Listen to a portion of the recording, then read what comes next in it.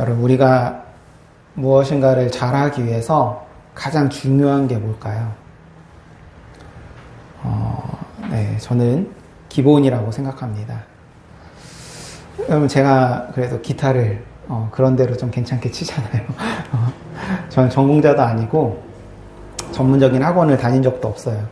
네, 기타 초급 교본집, 기타 연주에 관해서 아주 기본적인 내용을 담고 있는 책 한 권을 사가지고 그걸 보면서 계속 연습을 했습니다. 중학교 1학년 때 처음 시작해서 기본 7개 코드가 모두 소리가 나기까지 3년의 시간이 걸렸어요. 3년 동안 매일 기본만 연습을 한 것입니다. 연습을 하면서 손가락에 힘이 생기고 손끝에 굳은 살이 배긴 후에야 그 어려운 F 코드가 소리가 나게 되었습니다. 그렇게 소리가 나기까지 사실 매우 지루하고 힘든 시간이에요. 기타를 배우려고 하는 많은 사람들이 이 시간을 쉽게 건너지 못합니다. 그런데 저는 기타의 매력에 빠져서 그 힘든 줄도 모르고 오히려 즐겁게 재미있게 했었습니다. 그렇게 매일 연습을 하였더니 어느 날 손이 만들어져 있었던 것입니다. 참 신기한 게 뭐냐면 저는 F 코드들 소리를 내려고 이를 악문 적이 없습니다. 매일 그 연습의 자리에 앉아 있을 뿐이었는데 그런데 어느 날 손이 만들어져 있었더라고요. 일부러 굳은 살이 생기라고 막 손에다가 뭐 이렇게 한 게 아니라 연습하는 가운데 자연스럽게 굳은 살이 배기게 되어진 것입니다. 제가 치고 있는 모든 곡이 그때 그 7개 코드를 바탕으로 하고 있어요. 그 기본 위에 감정과 기교를 통해서 변화를 만들어 제가 표현하고 싶은 연주를 하는 것입니다. 가끔 재능이 너무 좋아서 다른 사람들이 치는 것을 잘 카피하는 사람이 있어요. 근데 신기하게도 새로운 곡의 악보를 그 사람에게 주어서 연주하라고 하면은 잘 못합니다. 다른 사람의 연주는 잘 흉내를 내지만 자기 연주는 못하는 거예요. 그 이유는 뭐냐면 기본에 문제가 있기 때문입니다. 어떤 코드를 어떻게 변화를 줄 것인가, 어떻게 표현할 것인가에 대한 자기 것이 없는 거예요. 여러분, 그 말은 기본이 없이는 그 위에 무엇을 쌓을 수 없다라는 얘기이고, 기본이 약하면 그 위에 쌓여진 것이 무너진다라는 뜻입니다. 신앙도 마찬가지예요. 신앙 역시 기본이 중요합니다. 기본이 없이 그 위에 무엇을 쌓을 수도 없고, 기본이 약하면 결국에는 흔들리고 무너지게 되어집니다. 근데 여기서 오해하지 말아야 될 것이 하나가 있는데, 제가 3년 동안 매일 기타를 연습해서 손을 만들었다고 하니까 신앙의 기본도 내 힘으로 막 이를 악물고 훈련해서 만들어야 된다고 하기 쉽습니다. 하지만 신앙의 기본은 완전히 달라요. 일반적으로 세상의 기본기는 우리가 노력해서 쌓는 것이지만 신앙의 기본은 우리가 만드는 게 아니에요. 믿음도 회개도 저 십자가도 내가 피땀 흘려 성취해낸 것이 아닙니다. 이미 하나님께서 우리에게 거저주신 선물인 거예요. 그러므로 신앙에서 기본으로 돌아가자는 말은 내 열심과 노력을 더 쥐어짜자라는 얘기가 아닙니다. 이미 완벽하게 주어진 십자가의 토대 위에 내가 등지고 서 있었던 그 은혜의 자리로 다시 돌아가 가만히 머물자라는 뜻입니다. 오늘부터 우리는 12주 동안 신앙의 기본에 대해서 다시 세우는 시간을 갖고자 합니다. 건물을 세우는 데 있어서 가장 중요한 것이 집이 지어질 토대인 것처럼 신앙의 기본을 다시 세우기 위해서 먼저 우리의 모습, 우리의 현재를 하나님의 말씀 앞에 비춰보려고 합니다. 여러분, 몇 년 전에 전 세계적으로 인기를 끈 드라마 오징어 게임, 여러분 잘 아시죠? 456억의 상금을 얻기 위해서 456명이 서로 경쟁하고 탈락하면 죽는 그런 게임입니다. 결국에 한 사람만 살아남기 위해서 455명이 죽어야 하는 구조였어요. 더 충격적인 것은 그 잔인한 장면들이 많은 사람들에게 재미로 소비되었다라는 것입니다. 사람의 생명이 돈으로 계산되고 타인의 죽음이 점점 무감각해지는 그런 모습입니다.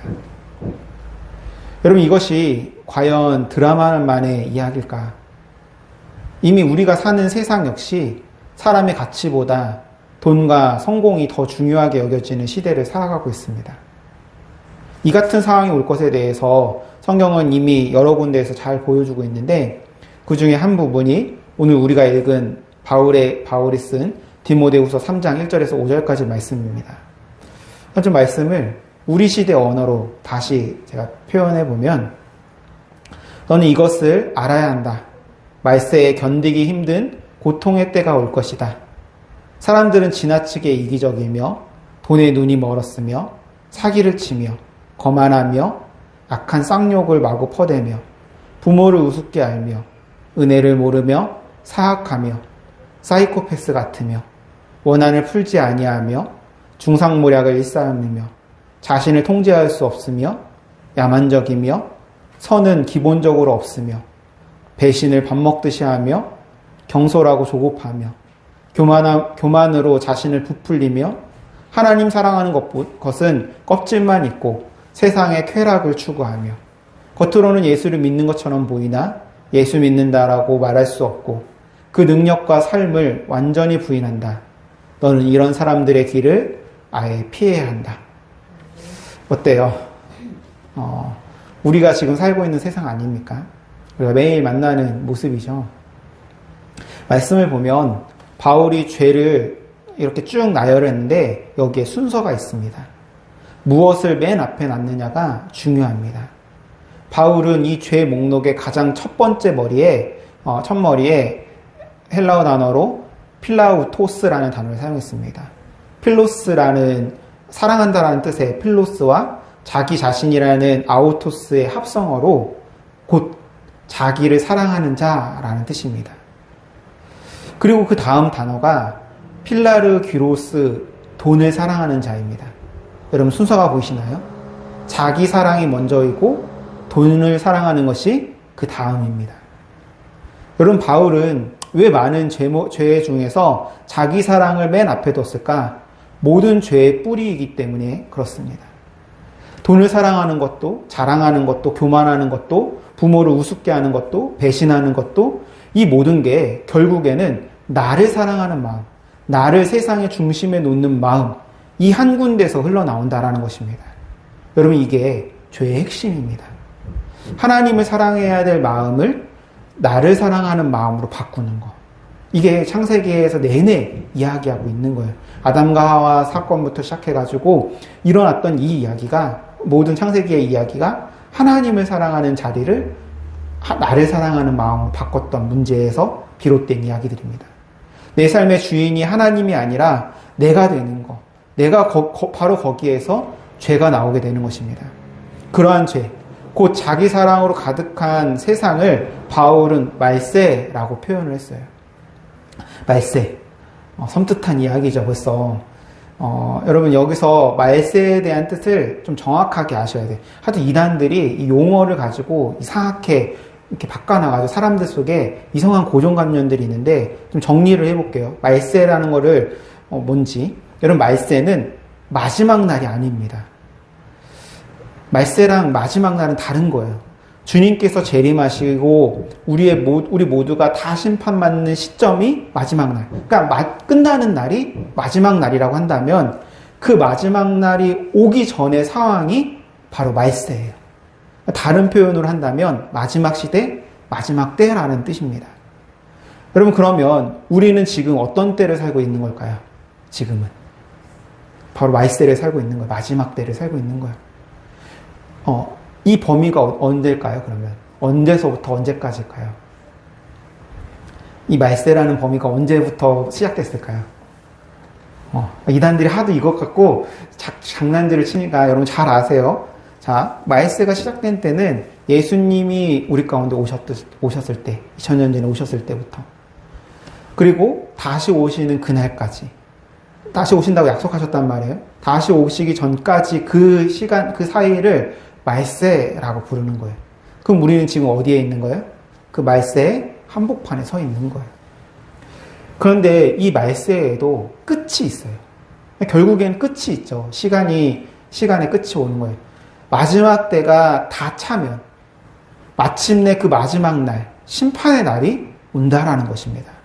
요한은 바로 그 심판의 날에 대해서 요한계시록 18장에서 기록했는데, 그 날에 세상의 상인들이 울며 통곡을 한다는 거예요. 왜냐하면 자기들이 쌓아놓은 그 모든 상품을 이제는 아무도 사지 않기 때문이었어요. 뭐 다 끝났으니까 누가 살 거예요. 그렇잖아요. 마지막 때가 이르면, 마지막 그 심판의 날이, 마지막 날이 오게 되면 더 이상 그 물건을 살 사람들이 없으니까 이 상인들이 우는 거예요. 돈과 물질이 전부였던 세상이 한순간에 무너지게 된다는 것입니다. 지금 세상은 돈과 물질이 전부인 세상이잖아요. 이 세상이 무너지게 된다는 거예요. 그런데 바로 그 마지막 날, 그 날이 오기 직전에 그 상인들이 마지막까지 무엇을 사고 파는지를 성경은 보여주고 있는데, 금과 은, 보석, 향료와 같은 온갖 상품들이 등장해요. 그런데 그 긴 목록의 맨 마지막에 아주 충격적인 한 품목이 나오게 되어집니다. 계시록 18장 13절 말씀. 사람들의 영혼들이라. 사고 파는 마지막에 무엇이 있냐면 사람의 영혼을 팔고 있는 거예요. 여러분, 왜 마지막에 사람의 영혼이 나왔을까요? 세상이 끝까지 붙드는 것은 결국 그것이기 때문입니다. 모든 것이 상품이 되고 마침내 사람의 생명과 영혼까지 거래되는 그런 상황이 온다라는 것입니다. 제가 오징어 게임을 보면서 섬뜩했던 이유도 바로 여기에 있습니다. 사람의 생명이 돈으로 계산되고 사람의 가치가 거래되는 모습이 이 계시록에서 보여주는 세상의 마지막 모습과 너무나 닮아있기 때문입니다. 그런데 여러분, 이 게임에 한번 들어간 사람은 이 시스템을 거부해도 빠져나올 수가 없어요. 마음이 흔들려 게임을 그만두려는 사람이 나와도 결국 그 안에서는 예외 없이 단 한 명만 남고 다 죽습니다. 거스를 수 없는 운명 같은 시스템이라는 거예요. 이 족쇄에, 이 세상의 시스템이라는 족쇄에 우리가 묶여 있다라는 거예요. 성경은 정확하게 이러한 현상에 대해서 말하는데, 그게 요한계시록에 등장한 666 짐승의 표입니다. 벌써 섬뜩한 또 표현이 나왔죠. 666 짐승의 표. 여러분, 666 짐승의 표라는 거는 그 시대를 지배하는 삶의 방식을 뜻하는 거예요. 표현 자체가 좀 무섭게 표현되었지만 사실은 무서운 거죠. 그 시대를 지배하는 세상의 방식, 세상의 시스템을 말하는 거니까. 그 짐승의 수를 받지 않으면 살 수가 없다라는 거예요. 요한은 당시 로마가 지배하는 세상으로 이것을 빗대어서 설명합니다. 로마 사회에서 짐승의 표를 받는다는 것은 곧 팍스 로마나를 따른다라는 거예요. 팍스 로마나 시스템을 따라간다는 거예요. 로마 황제를 나의 주라고 고백하고 로마의 모든 제도와 법, 질서에 순복하면서 그렇게 순복하면 로마가 주는 부요와 풍요를 마음껏 누릴 수 있다는 거예요. 그게 팍스 로마나 시스템이에요. 그런 세상에서 예수 그리스도를 나의 주라고 고백한다? 그럼 세상이 주는 부요와 풍요를 누리지 못하는 거예요. 우리가 초대교회, 일곱교회 초대교회의 모습을 살펴봤었잖아요. 그 시대 얘기를 하는 거예요. 그런 세상 속에서 예수 그리스도를 나의 주라고 고백한다? 그거는 세상에서 완전히 배제되고 세상에서 완전히 그냥 그 모든 것들을 끊어지는 그런 길을 걷는다는 거예요. 주님이 걸어가셨던 그 길, 자기 부인의 길을 걸어가게 되면 이 세상에서 가난하고 병들고 고통받고 무시당하는 삶을 살아야 되니까 그 당시에 수많은 크리스천들이 타협하기 시작하는 거예요. 도저히 살 수가 없으니까 타협하는 거예요. 팍스 로마나 그 시스템에 참여하기 시작하는 거예요. 근데 여러분, 일단 거기에 한번 들어서면 그냥 휩쓸려 버리는 거예요. 내 힘으로 어쩔 수가 없어요. 문제는 로마라는 체제만이 아니었습니다. 그 체제를 거부하지 못하게 만든 것은 그 안에 이미 공모하고 있는 우리의 마음이 있었기 때문입니다. 그런 세상을 동경하고 그러한 세상에서 나도 무엇인가를 누리고 싶어하는 그런 마음이 가득했다는 거예요. 여러분, 이게 저 로마 크리스천들만의 이야기일까요? 2000년 전 저 먼 사람들만의 얘기입니까? 아니에요. 우리 역시 우리도 모르는 사이에 이미 그러한 세상의 법칙 속에서 살아가고 있다는 것입니다. 누군가를 짓밟고 올라서야 내가 산다고 믿는 세상. 조금이라도 약한 모습이 보이면 잡아먹히는 세상. 그 세상의 계산법이 언젠가부터인가 우리 마음에도 들어와 있다는 거예요. 여러분, 저부터가 그렇습니다. 지난 목요일 날 목회자 체육대회가 있었어요. 처음부터 끝까지 제 시선을 빼앗은 것이 1등 경품을 주는 태블릿 PC였어요. 다른 싸구려 경품에는 제 이름이 안 불리기를 원했고 1등 경품이 불릴 때 제 이름이 불리기를 간절히 정말 바랬습니다. 앞에서 사회자가 갑자기 동두천지방 딱 그러는데 심장이 그냥 터질 것 같은 거예요. 그런데 이어서 다른 교회 목사님의 이름이 불리자 마음에 왠지 모를 불편함이 찾아왔어요. 머리로는 계속 밀어내도 원망이, 질투가 흘러나오는 거예요. 입으로는 축하한다고 말하고 있지만 제 마음은 전혀 그렇지 못하더라고요. 여러분, 근데 그러한 제 마음의 불편함, 아니 솔직하게 말해서 그 부정적인 마음의 뿌리는 뭘까요? 앞서 얘기했던 필라우토스, 자기 사랑인 거예요. 내가 갖고 싶은 것을 갖는 것, 내가 원하는 것이 이루어지는 것. 그러한 자기 사랑이 제 마음을 지배하자 하나님보다 제 이름이 먼저 보이는 거예요.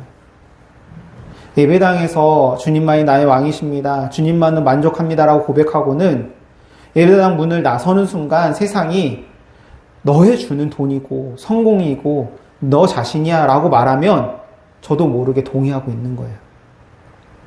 입술로는 예수를 주라고 하면서 삶으로는 팍스 로마라를 주로 섬기고 살고 있는 것입니다. 그럼 로마 크리스천들이 특별히 악해서 타협한 게 아니에요. 저와 여러분과 똑같은 사람입니다. 바울 역시, 바울은 이 지점을 정확하게 찌르고 있습니다. 오늘 본문 5절 말씀입니다. 경건의 모양은 있으나 경건의 능력은 부인하니. 바울이 이 편지를 쓸 때 경고했던 이들은 교회를 박해하던 저 바깥 세상의 로마 사람들이 아니었어요. 바로 교회 공동체 안에 슬그머니 기어들어와서 교인들을 미혹하고 있는 위선자들, 즉 교회 안에 앉아있는 사람들을 말하고 있는 거예요. 그러니까 이 말씀은 세상 사람들 얘기가 아니에요. 예배당 밖에 있는 사람들은 애초에 경건의 모양조차 갖출 필요가 없어요. 모양이라도 갖춘 사람, 매주 이 예배당 의자에 앉아있는 사람, 하나님 앞에 예배한다고 하는 사람, 주님만이 나의 왕이십니다라고 고백하는 우리의 얘기라고요. 모양은 있는데 능력은 없다. 처음에 기타를 배울 때 F코드 모양은 다 잡아요. 가르쳐줘도 모양은 다 잡을 수 있어요. 손가락을 정확한 위치에 잘 놓습니다. 그런데 소리가 안 나요. 그냥 징 하면서 뭉개지는 소리만 납니다. 왜냐하면 힘이 없기 때문에, 능력이 없기 때문입니다. 우리의 신앙도 그럴 수 있다는 거예요. 예배드리는 모양, 기도하는 모양, 봉사하는 모양 다 갖췄어요. 그런데 소리가 안 나요. 능력이 없어요. 눌러도 뭉개지는 F코드처럼 모양은 신앙인데 그 안에 신앙의 능력이 없는 거예요. 여러분, 바울이 말하는 이 경건의 능력은 단순히 기적을 행하는 힘이나 특별한 은사를 말하는 것이 아닙니다. 복음이 사람을 새롭게 하고 삶을 변화시키는 능력이에요. 그래서 이 복음의 능력이 있는 사람은 완벽한 사람이 아니라 방향을 바꾼 사람을 뜻하는 거예요. 크리스천은 완전하고 깨끗하고 거룩하고 완벽한 사람이 아니라 삶의 방향을 바꾼 사람들인 거예요. 그럼 여러분, 그 능력은 어디에서 오는 걸까요? 내가 쥐어짜서 만들어내는 게 아니라고요. 이거는 위로부터, 즉 성령께서 부어주시는 능력입니다. 그러니까 문제는 더 힘줘라가 아니에요. 내가 더 열심히 해야지, 내가 뭘 해야지.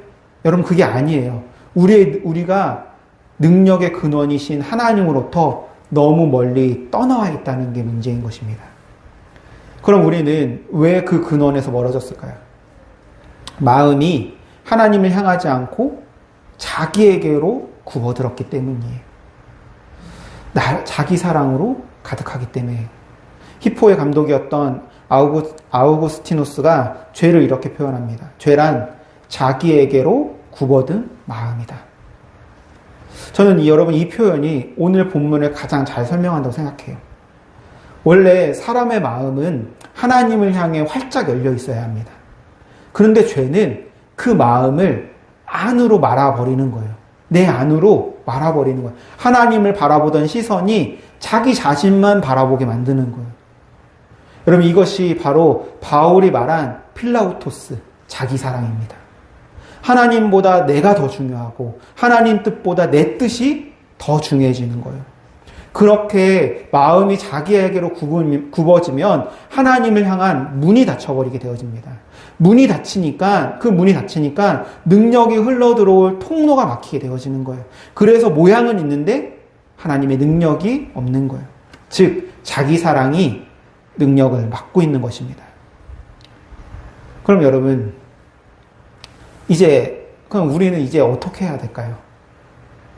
자기 사랑에 굽어든 마음, 모양은 있는데 능력은 없는 신앙, 능력의 근원에서 멀어진 우리, 이런 우리가 이제 어디로 가야 합니까? 어떤 사람은 이렇게 생각할지도 몰라요. 예수님의 십자가 앞에서 도망쳐 숨었던 제자들처럼 글렀구나. 숨어버려야지. 이놈의 교회 맨날 가면 마음만 불편하고 안 갈래. 주님 앞에 안 갈래.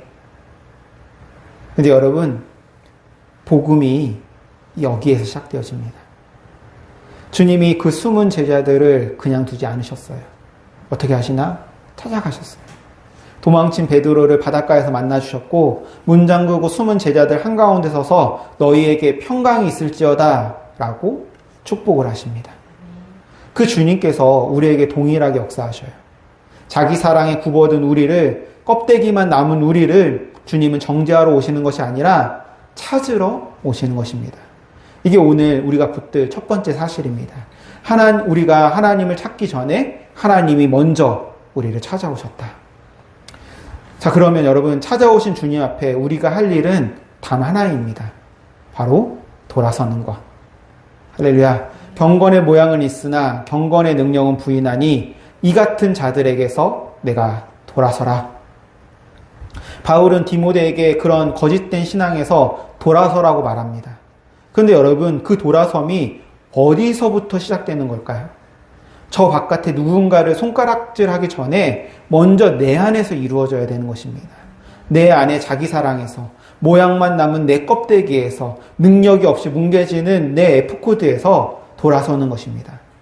근데 여러분 여기가 정말 중요합니다. 돌아서라는 이 말은 이제부터 이 악물고 더 열심히 하라는 말이 아닙니다. 돌아선다는 것은 방향을 바꾸는 거예요. 애를 쓰는 게 아니라 지금까지 등지고 있었던 얼굴을 돌리는 거예요. 내 힘과 내 노력, 내 열심으로 드러나던 자기 사랑에서 거기에 내 시선이 꽂혀 있었던 그곳에서 우리를 위해서 찾아오신 바로 예수 그리스도에게로 얼굴을 돌리는 것입니다. 여러분 F코드는 제가 힘줘서 소리가 내는 것이 아니에요. 계속 했더니 손이 그렇게 만들어졌어요. 신앙의 능력도 똑같습니다. 내가 쥐어짜는 것이 아니라 내 힘과 능력이 아니라 능력이 흐르는 그 자리로 돌아서는 거예요. 여러분 그게 바로 신앙의 기본입니다. 하나님께로 돌아가는 거. 하나님을 다시 바라보는 거. 오징어 게임의 시스템 안에서는 그 기회를 거부한 사람조차 결국에 다 죽게 되었습니다. 거스를 수 없는 운명처럼 보여집니다. 이 세상 시스템이 그렇게 우리가 거스를 수 없는 운명처럼, 족쇄처럼 보여져요. 그런데 그 길을 거슬러 걸어가신 분이 계시고 우리에게 메어져 있는 그 족쇄를 깨트리시러 오신 딱 한 분이 계셔요. 세상이 주는 부요와 풍요를 붙들지 않고 도리어 가난과 고난의 길을, 십자가의 길을 기쁨으로 걸어가셨던 분, 바로 예수 그리스도이십니다. 여러분 그 주님이 지금 우리에게 당신이 걸어가셨던 그 길을 함께 가자고 부르고 계신 거예요. 할렐루야. 여러분에게 부르고 계시는 거예요. 그 길 같이 가자고.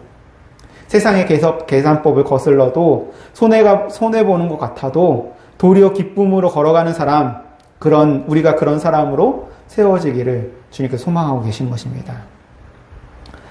여러분, 이거는, 이를 악물고 해내는 일이 아닙니다. 이미 그 길을 걸어가셨던 분이 우리의 손을 잡고 함께 걸어가 주시기 때문에 가능한 일입니다. 그래서 우리가 오늘부터 12주 동안 그 기본을 하나씩 다시 보려고 합니다.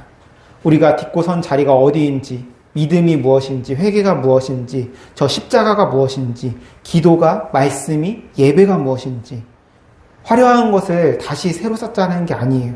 이미 주어진 그 토대를, 우리가 떠났던 그 근원을 다시 밟아보자라는 것입니다.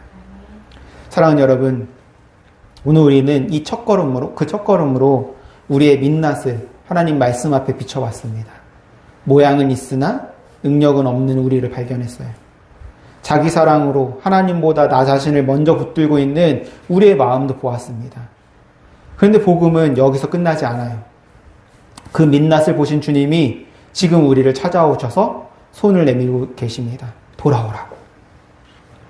그러므로 오늘 우리가 해야 할 일은 더 큰 힘을 내는 것이 아닙니다. 우리 앞에 내밀어진 그 손에 붙들려서 다시 그 은혜의 자리에 돌아서는 것입니다. 그 손에 붙들리는 저와 여러분이 되시기를 간절히 소망합니다.